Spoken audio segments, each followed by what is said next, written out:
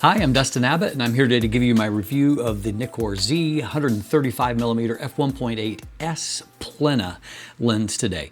Now, they released their premium 135mm, which I'll just refer to as the Plena from here on out, which, by the way, I wish that all premium lenses had a unique name attached to them. It would make my job much simpler.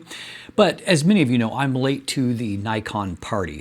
I didn't add a Nikon body to my own personal review kit until spring of 2024. So anything released before that point on Z mount and some released after that point, I'm still playing a bit of catch up trying to cover it at this point. Now, one advantage, however, of being late is that I have an opportunity to compare the Plena to the excellent Viltrox Lab 135mm F1.8, which certainly has been a bit of a disruptor here on the Z mount space. I will be doing a separate head-to-head video later on that will come down the road, but today I'm going to dive deep into the performance of the Plena itself. Before I do that, however, I do want to express my gratitude to my friend Evelyn Drake of the Camera Store TV. She is a fantastic person, and she was kind enough when I lamented over my difficulty in getting Nikon loaners with connecting me with her contact, Chris, with Nikon Canada, and Chris has been great to work with in getting me a copy of the Plena and hopefully future lenses, and so that I can do a Nikon Z mount reviews more regularly. So thanks to both Evelyn and Chris. That aside, let's dive into today's review. Today's episode is brought to you by Fantom Wallet, the minimalist modern wallet that is now even better with the new Fantom X that is crafted from aluminum right here in Canada. It is 22% smaller and 35% lighter, while still making it easy to access your cards and money when you need them, thanks to their unique fanning mechanism. You could even customize your wallet due to its modular design, with accessories like a money clip, cash holder, ID display, and even Chipolo and AirTag tracking integration.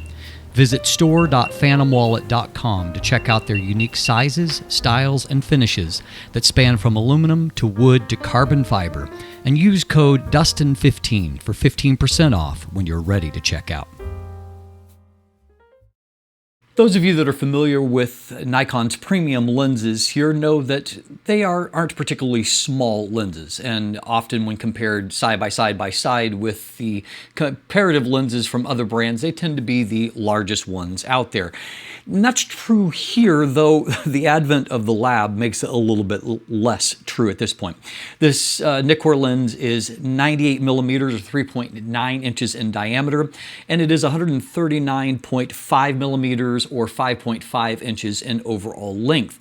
And so the Viltrox is actually a little narrower and a little bit longer, but when you put together all of the volume and you multiply that, the Plena is right around 1% larger in volume. So in other words, they're pretty much the same.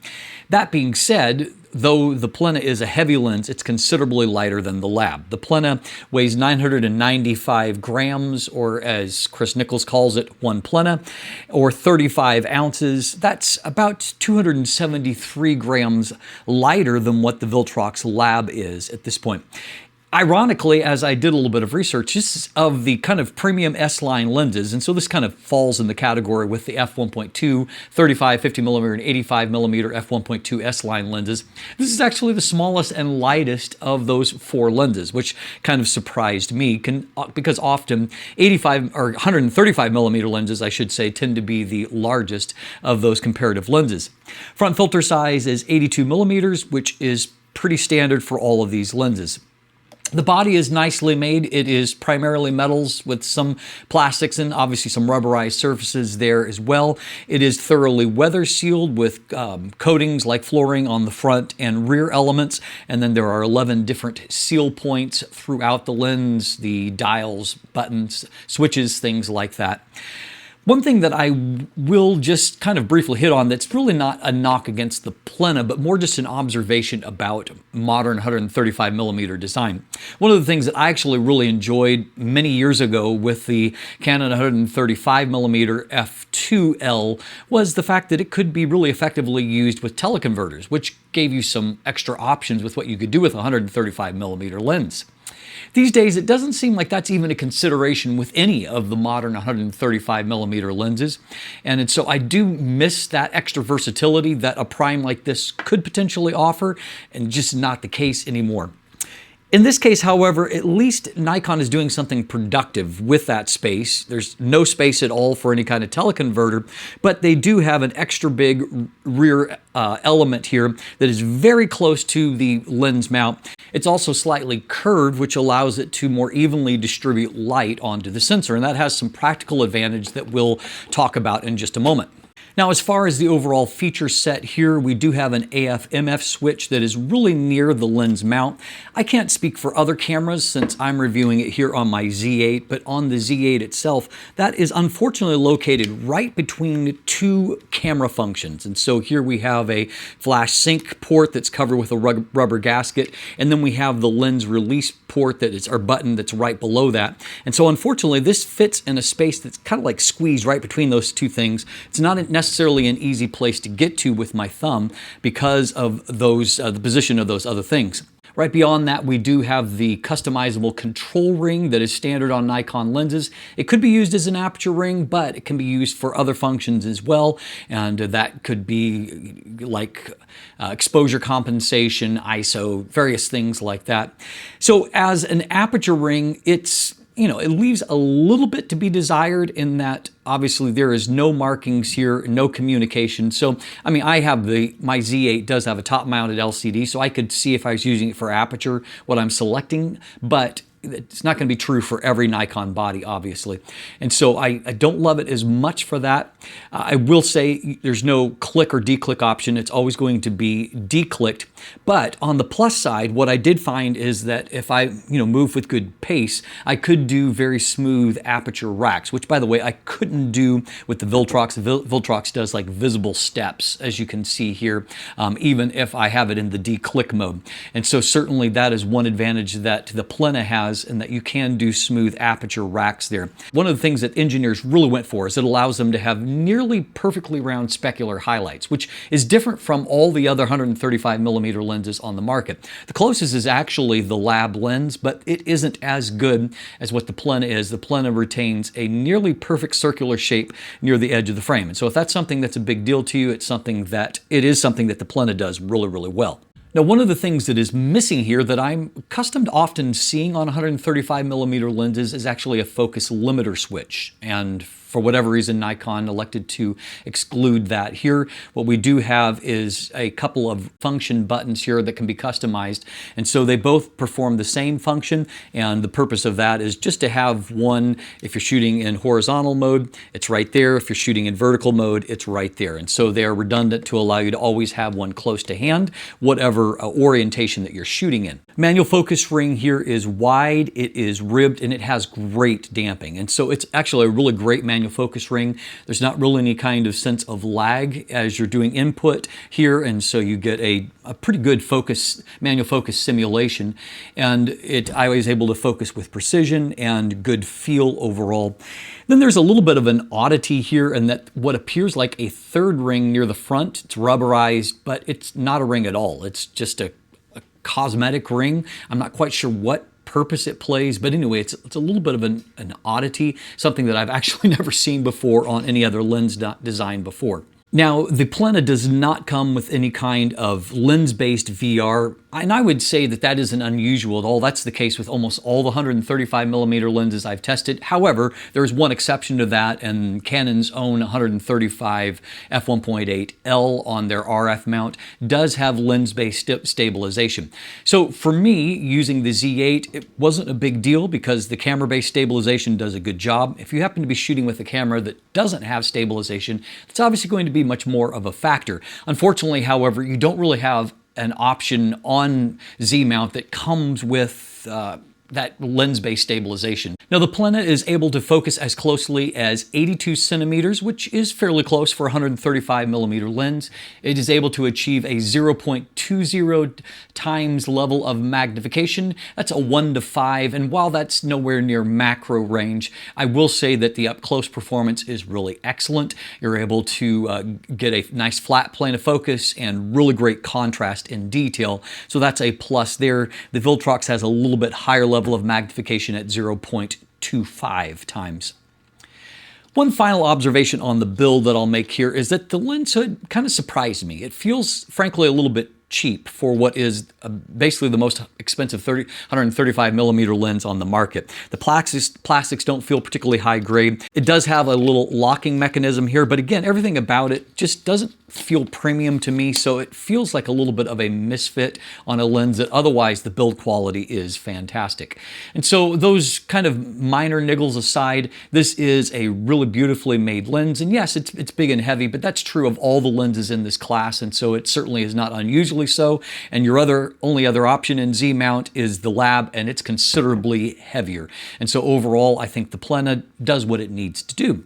So how about autofocus? Autofocus here comes courtesy of dual SDM focus motors. Now, I was a little surprised by that. I expected to see linear motors, dual linear motors or something like that, which tends to be what's being used in other comparative lenses. At the same time, however, focus seems to work just fine. In fact, I was in testing focus early on, I found that it was surprisingly reactive to the cats moving around, and any of you that own cats or have been around cats know that they are not the most cooperative of subjects. And so I saw Nala, she was set up very nicely here on a planter. I thought, okay, this is a great shot. I go and I get my camera. By the time I get the camera and start to take the picture, she immediately starts running and jumping off. And so typically in that case, it's kind of a blown opportunity, but I went ahead and just, pivoted and snapped a picture with zero expectations of it being in focus. I was very surprised to find that, in fact, it was in focus and it was perfectly focused. And so kudos to them. In that moment, it exceeded my expectations for how good and reactive it was going to be.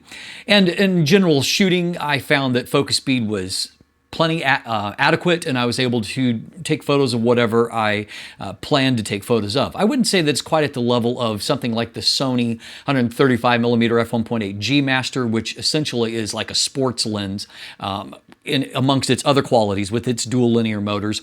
But anything short of that, I think that it performed at a really, really high level. What I found in my formal test where I was forcing major focus changes back and forth is that focus speed is good, as you can see here. The only thing that I noticed that I didn't like is that there's an occasional rack in the wrong direction before focus then quickly progresses to the right destination. And so you're losing split seconds there due to a little lack of confidence for whatever reason. And so that's my only critique there.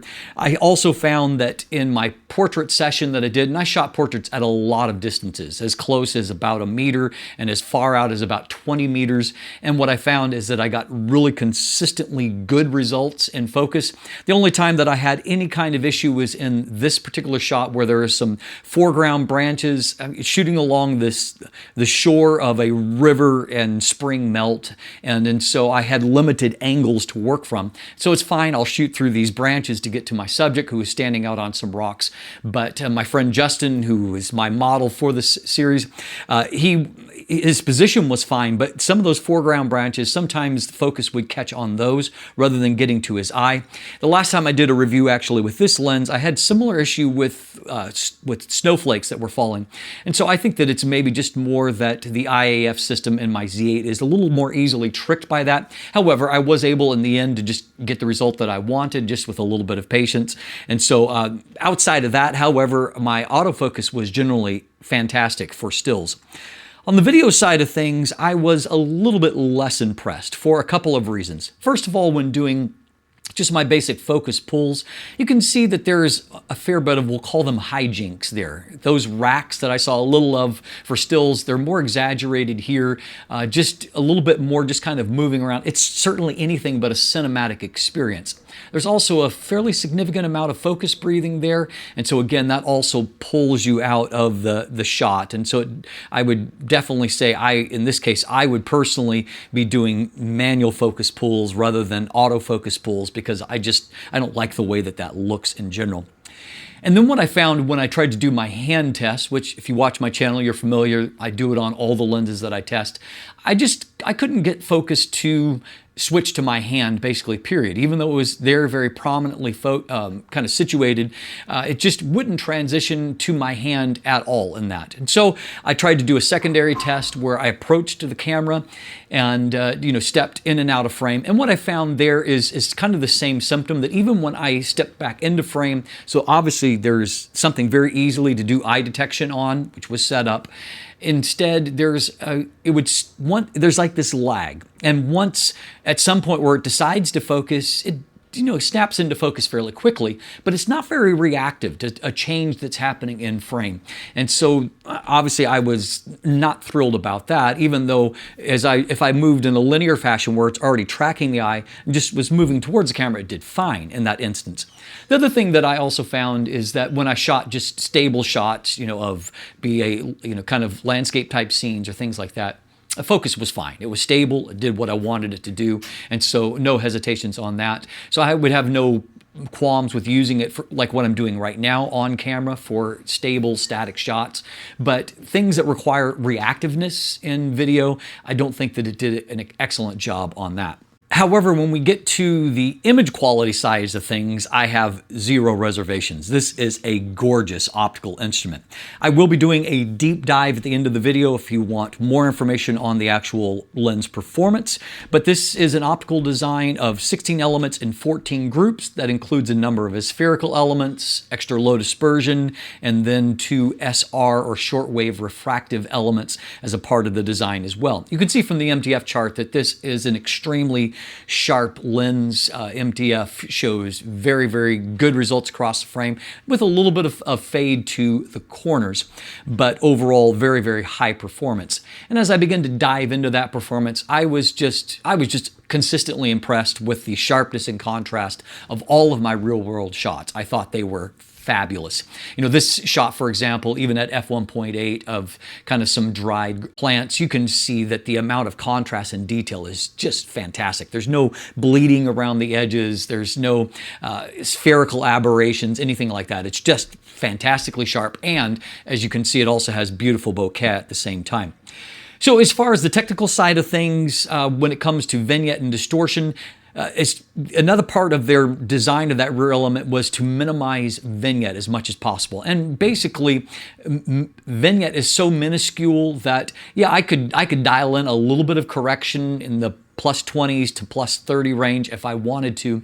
But for example, this shot, a real world shot that's at f1.8, all bright edges with this lock in it, you can see that there's just no hint of vignette in the real world shot. And so I basically could only find vignette when shooting on my test chart and not in the real world at all. There is a tiny amount of pincushion distortion at -3. Again, it's so minimal that I doubt you would ever see it in real world shots. And of course, being a first party lens, you got all the corrections you need built in already. I also found that there's very good fringing control. That was true whether shooting longitudinal style chromatic aberrations on my test chart or again out in the real world. I just didn't see any fringing before or after the plane of focus. Likewise with lateral style chromatic aberrations near the edge of the frame, they're just not there. And so this is an extremely well corrected lens. And so that also means that it's very well corrected when it comes to my results on the chart. And so center of the frame, it is fantastically sharp, extremely sharp in the mid frame. And again, a little bit of drop off in the corners, but not much. It still looks very, very good there. I would say it's sharper in the corners than what many lenses are in the center of the frame. Overall performance is, compared to the lab, they're close. I think the Plena is a little sharper in the center of the frame, at least in the copies I tested. The lab, I would say, is a little sharper in the mid frame. And then in the corners, I had a hard time picking a winner. They were roughly the same there. Likewise with portrait shots and testing portrait resolution, again, they're so close that I really couldn't call a winner there, which is fantastic considering that this lab lens has been borne out to be one of the sharpest 135mm lenses ever. And so that tells us how good the Plena already was.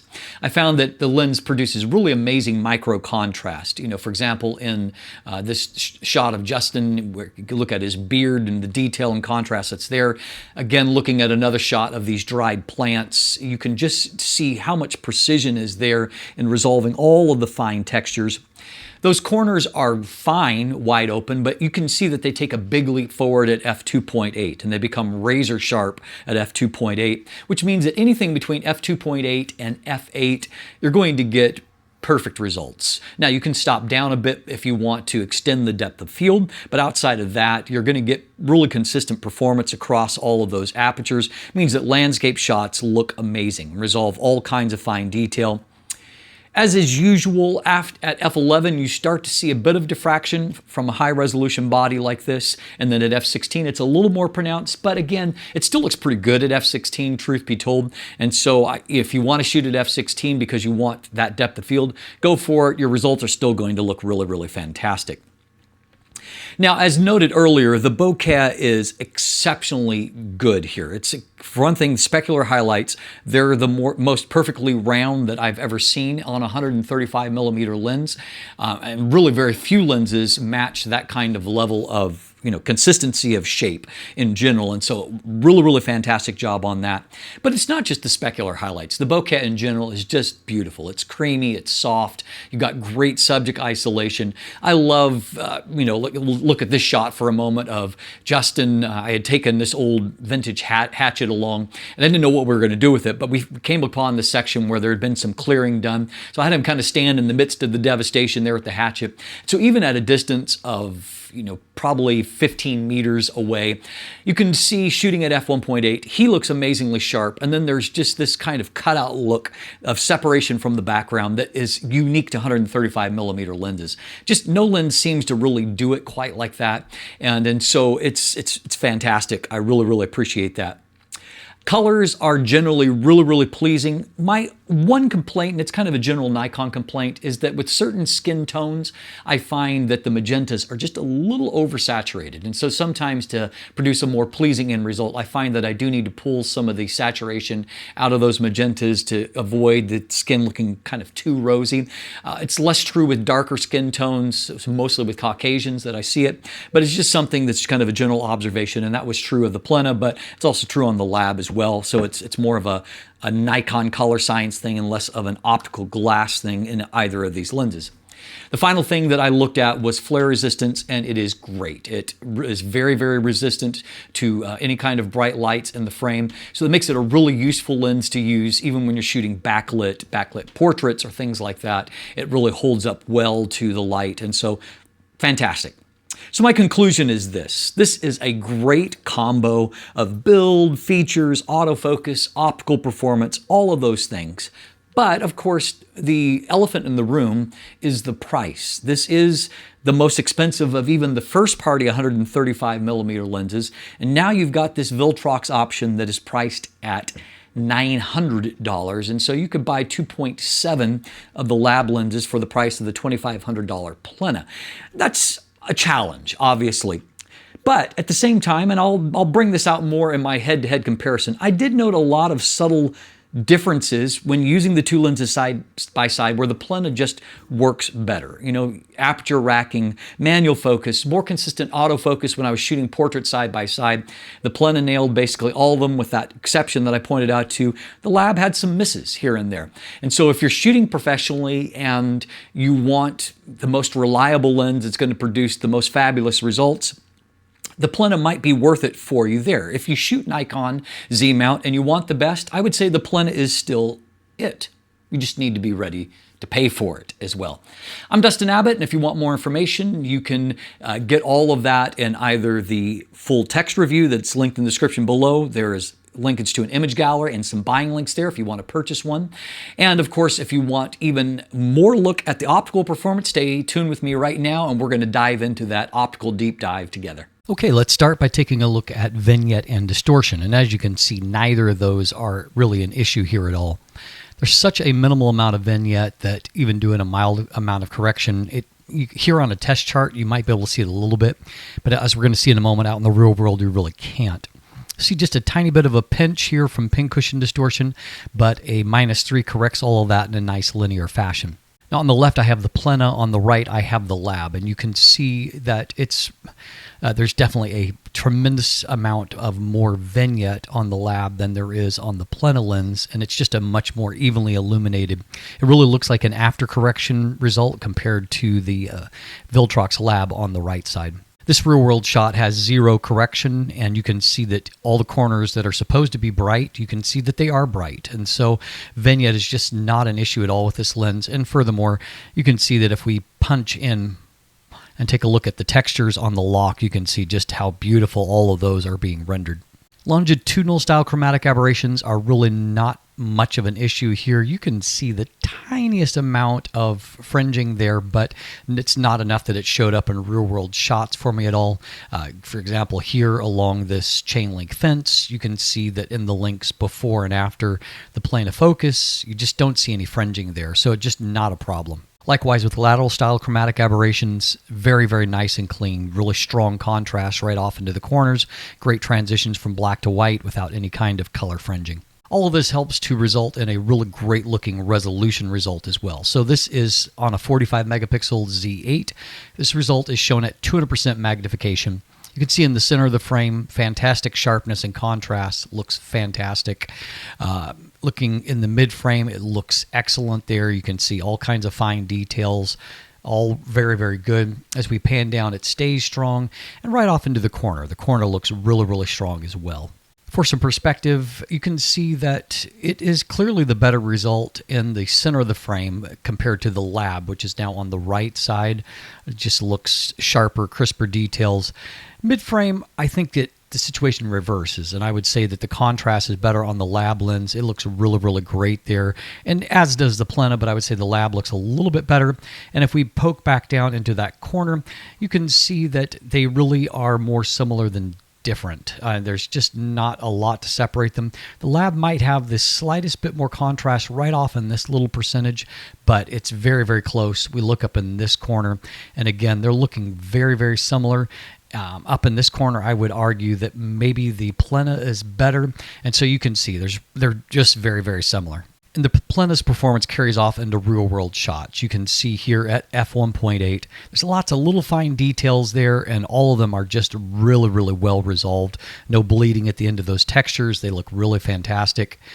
This shot here, I mentioned this in the earlier part of the review. This is f1.8 at a good distance away from the subject. You can see that all of the detail and contrast on my friend Dustin, they all look really, really great. You can see the Plena focus here is nice and crisp. And then as we transition towards defocus, just know that there's all kinds of junk here. Like they took some kind of machine through here and just shredded everything. So there's lots of transition zone ugly materials, and you can just see that it's melting away to defocus just beautifully well. Stepping back again, you can see that really nice three-dimensional cutout effect, and so that's what a great lens like this can accomplish. Another shot here of Nala, and you can see that if I look in there at the details, it just looks fabulous. All of those little fine hairs are just really perfectly resolved. There's no fringing on the whiskers as they come out. Fantastic. I don't see much of a difference if I compare at f2. However, at f2.8, you can see that even the center is now just like ridiculously sharp.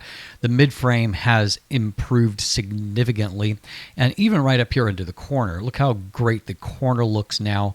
Just really fantastic, and that's true if I pop down into this corner as well. Centering is just really, really excellent. You can see everywhere we look, really, really strong detail and performance. So that's just great, fantastic. So we can see, stop down a bit, the Plena is definitely outperforming the lab in the center of the frame. If we look here in the mid frame, I would say I'd still choose the Plena, and here into the corners, it's probably a wash there, very, very close. But you can see that the Plena definitely sharpens up really, really nicely. The lab does too, but the Plena, I think, is just a tiny cut above in overall performance there.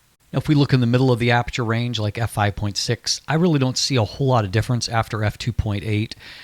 It was already just ridiculously good. There's just not really hardly any room for improvement, truth be told.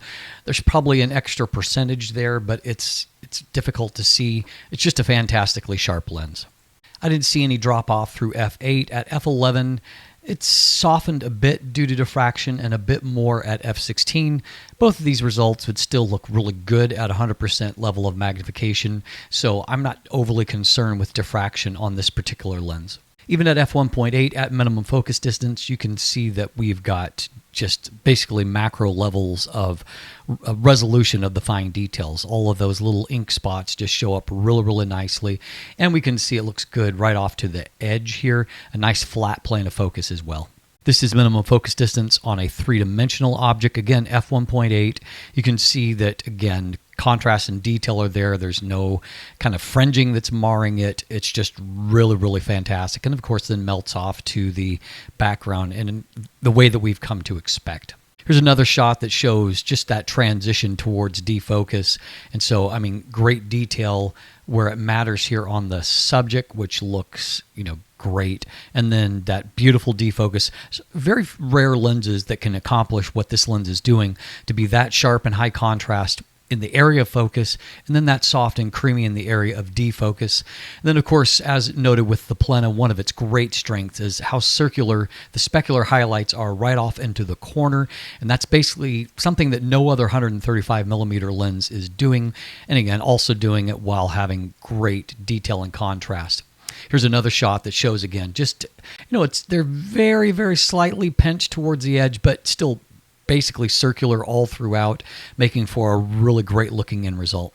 I love this shot. It's very, very simple, but it just shows how great the kind of three-dimensional rendering and how that amazing contrast helps that to really just kind of pop away from the background. It looks fantastic. This shot here, this is f3.2.